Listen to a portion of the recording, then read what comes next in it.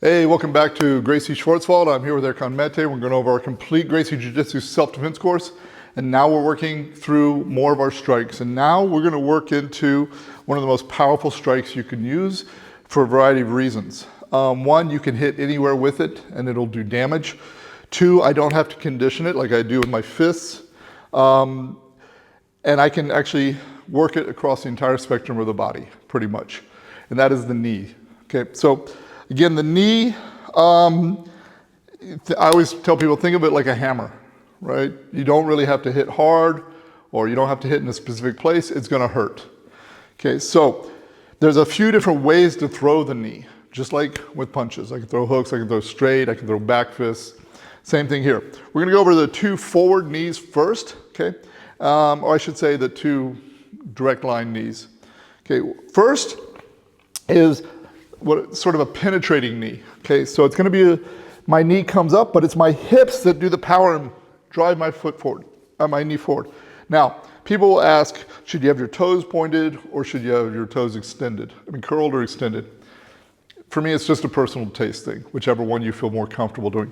I like to point because I feel like it extends the knee bone a little bit more than doing this, but that's just my opinion. Whatever you find comfortable, okay? So it's not just doing this. I want to use the power of my hips. So my foot goes back, my knee comes forward, my hips extend. I'm driving it forward into him. Okay. This can be done freestanding, here. But what's really good is to use it when you are able to hold on to the person. In Wing Chun, we call this kicking with three legs, right? Meaning if I'm going to kick him, I want to be holding on to him. So I have his base as well as mine, okay? So he can just put his hands on my shoulders and throw the knee. He can be doing a double collar tie, throw the knee. Any of these are effective, okay? Now this is a power knee, so don't just kind of do a little weak thing here. Make sure you're stepping back, using your hips, extending. Now, as I said before, I can work this anywhere. Okay, so I can throw the knee, boom, to the thigh. If I'm out to the side, I can throw it to the back of the leg. He can throw it to the stomach, the groin, anywhere that you can get the knee to, this will do damage. A lot of people think you just have to knee the stomach or the face. Okay, a lot of times this can be very damaging, especially if you're looking at an MMA situation where now you're killing the guy's ability to maybe shoot so well because you've really started damaging his leg. Another one is the up knee. Okay, so this one, I'm not gonna penetrate forward. He's maybe got me pulled down more. This knee now is gonna come straight up. So it's gonna be more this than the hip forward. There's not gonna be as much hip. Okay, so I come in, I get caught here, or he simply pulls me down from here and can go here. Extremely damaging technique. This is one reason that when we get caught in certain holds, like a guillotine or we do a takedown, and I see people try to do double legs and they're bent over with their head down, yeah, you're gonna eat those knees pretty badly if you get held up for even a second. So again, we have the penetrating knee, the rising knee, okay? We also have a roundhouse knee, right? So it's gonna be very much like the roundhouse kick you'll see later. So I want to open my hip, turn my foot out. So this is coming around. It's not as powerful as the others, but it can still be a very powerful knee. Now, just like a kick, he wants to turn his foot out, bring the knee around. Here, he can go to the leg, he can go to the ribs. If he gets me low enough, he can even come around to the face, okay? Very powerful because, again, people don't necessarily see the knee coming in that direction. And don't think of striking always as knocking somebody out.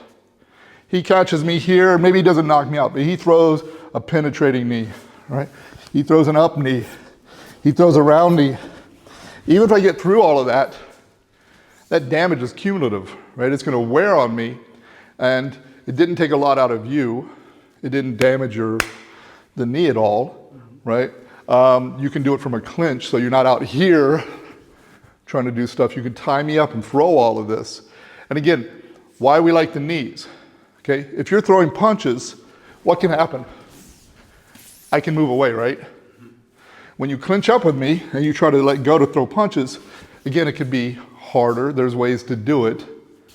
But if you tie up with me and your hands are occupied holding me, yeah, that is a weapon you can use, right?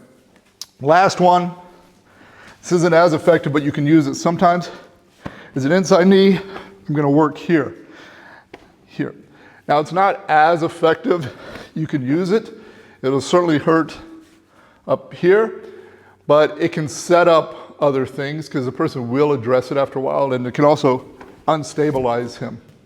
Okay, so a lot of times with these knees, you can use it to unstabilize, take the person's base out. So I can throw the knee in, I can throw the knee out, and start upsetting here. So really powerful tool. I tell people when you're training, like we do clinch work and takedowns all the time, right? Because it's a crucial part of jiu-jitsu. And sometimes we'll just be working, different clinch, playing the game, and then we'll work in using the knees. Because what this will teach you is what? Not to stand out like this, right? Yeah, the moment those knees fly, what happens? People get in, which where they should be, right? You learn to start making that space here. Working in, right? Instead of just here. Okay, so incorporate it. Now when I say incorporate it, I mean if he throws a knee and he touches me, boom, it's just a touch, right? Boom. Here. Okay, so I highly suggest that isn't Muay Thai class, that isn't MMA class. It absolutely, I should say it is those classes, but that training should also be in your jiu-jitsu class.